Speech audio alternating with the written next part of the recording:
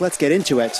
What a week. Utah Senator Mitt Romney announced he will be retiring in order to make way for a new generation of leaders for the Republican Party. Romney added, with any luck, this generation will be even older than the last one. The announcement coincides with the publication of an excerpt from Romney, A Reckoning, a new biography about the Utah senator by McKay Coppins. In the book, Mitt Romney reveals that he texted Mitch McConnell a warning on January 6th about online chatter from Trump supporters, specifically targeting Romney and McConnell for violence. McConnell never texted him back. But in McConnell's defense, he had a bad case of premature rigor mortis that day. Romney also told Coppins that behind closed doors, Mitch McConnell acknowledged to Romney that the impeachment case over Ukraine was persuasive. Or as the senator said at the time, they nailed him. Just like I nailed my girlfriend, said Tim Scott, trying to do the sex finger gesture but doing the violin gesture by mistake. Wait, I'm going to do that.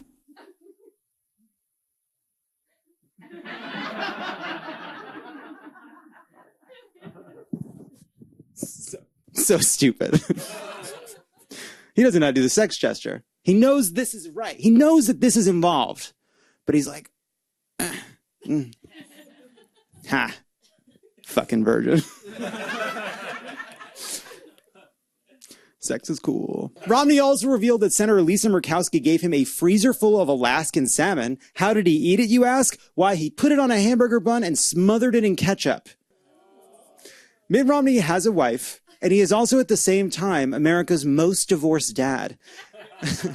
We can hold two ideas in our minds at once. Also, in fairness to Romney, in certain congressional districts, salmon with ketchup on a hamburger bun is considered sushi. When considering the gerontocracy, Romney observed that a senator's elected position becomes central to their personality. Said Romney, most of us have gone out and tried playing golf for a week, and it was like, okay, I'm going to kill myself. And that's why we're raising money to send Ted Cruz on an all-expense-paid 8-day golf excursion. Because he'd kill himself. Romney saved particular vitriol for Ted Cruz and Josh Hawley for their attempts to bolster Trump's election lie. Josh Hawley is one of the smartest people in the Senate, if not the smartest, and Ted Cruz could give him a run for his money. Here we have security footage of Josh Hawley on a run for his money.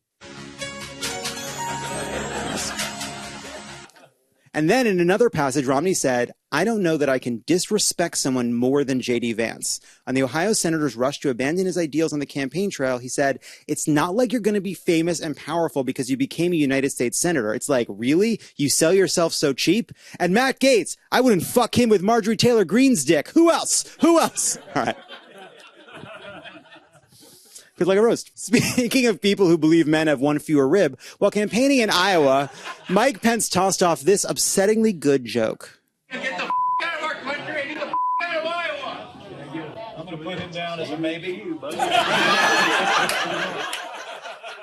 You know, great job, Mike Pence. Been waiting for that for so long. He's been eating shit all across Iowa. He finally came up with a fucking joke. Good for him. Good for him. I don't need to pile on. That was cool. Good for you. Put him down as a maybe. Loved it. Meanwhile, on Tuesday, after months of pressure from the far-right Freedom Caucus, Kevin McCarthy opened an impeachment inquiry into the president without a formal House vote. Mitch McConnell, of course, wants nothing to do with this whole impeachment mess. When reached for comment, he said, and I quote, "This is a huge waste of..."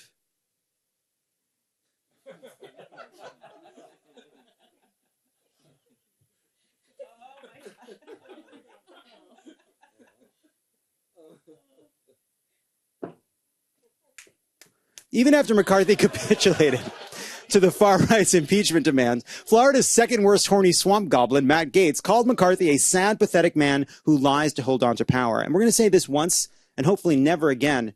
Matt Gaetz makes a good point. When questioned about what evidence the Republicans have against President Biden that would lead to impeachment, Representative Scott Perry blew up at a reporter. That's what we have. If you can't see that, if you are that blunt, look, I'll turn it over to the attorneys. Hey, it's me, a reporter with a microphone. Want to make your case to the American people without spending a dime? Go fuck yourself, you blind moron. When asked about the impeachment inquiry, Pennsylvania Senator John Fetterman had this incredible reaction. Ask you about this news that Speaker McCarthy has formally launched an impeachment or has said he's going to. Oh my God, really? Oh my gosh, it's devastating. Ooh, don't do it. Please don't do it. Oh no. Come on, John Fetterman, everybody.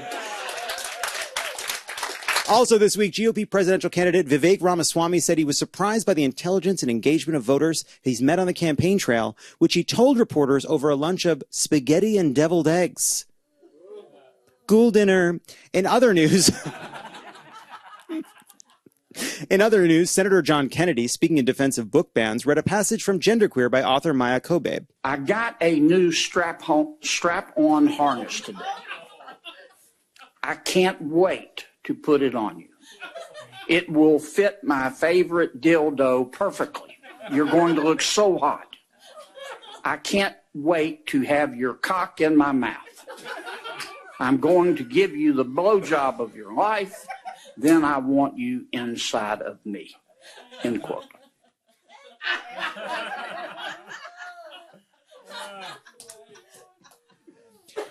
Sir, this is a hearing about highway appropriations.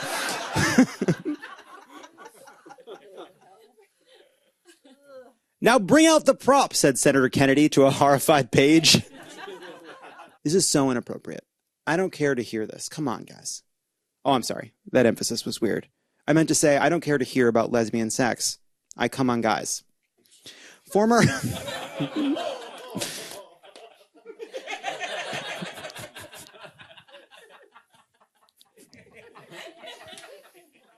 Thank you. Yeah.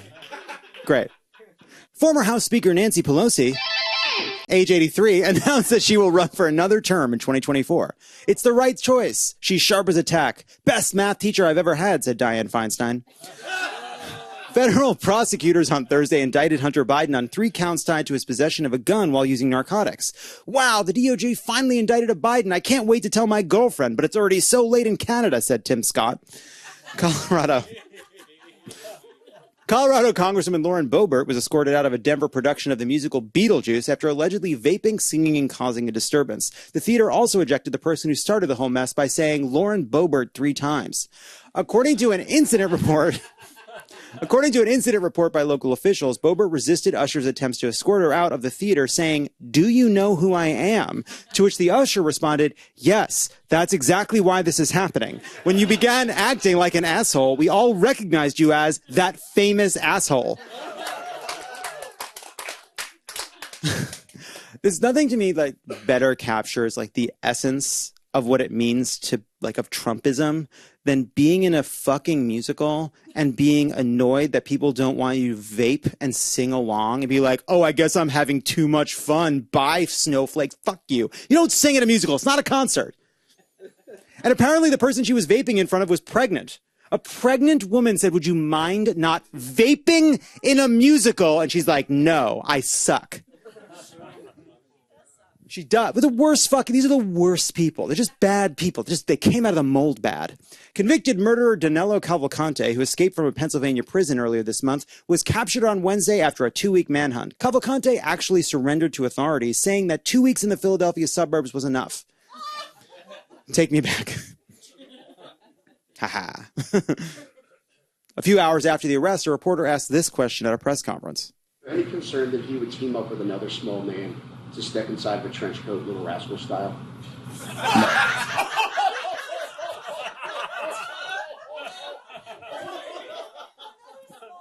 Another small man.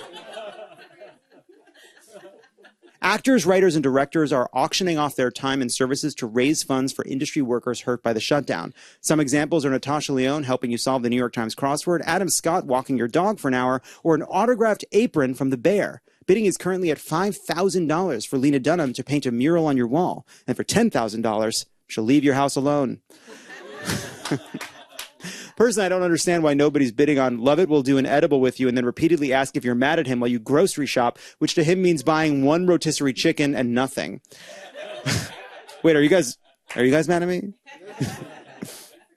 In a report in Rolling Stone, Jimmy Fallon is accused of being drunk on the job and fostering a toxic work environment at The Tonight Show. And I just want to assure this audience that no such article will ever come out about me. I was dead sober when I created this toxic environment. Isn't that right, Brian, you ugly idiot? All right. Never been kissed, more like currently being hissed. Drew Barrymore's show.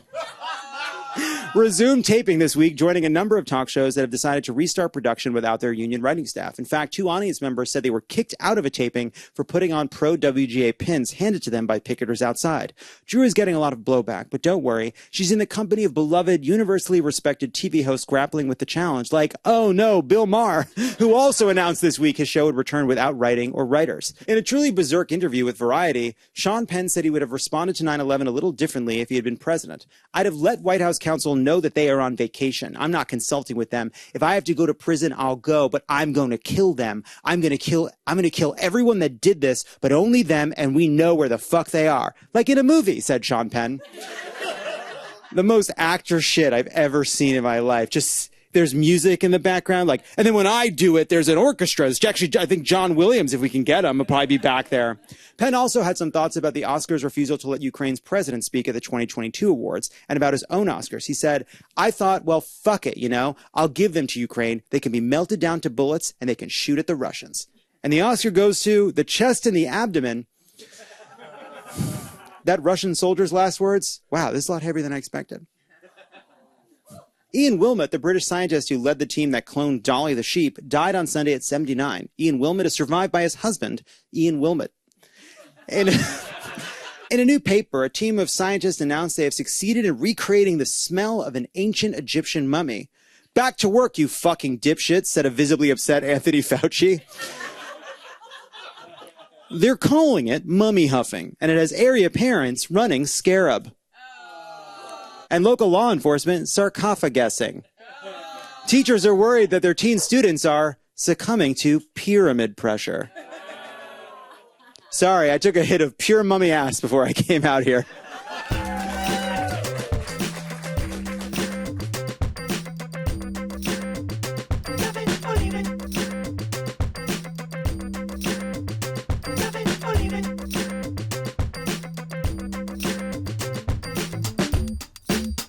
It's love it or leave it.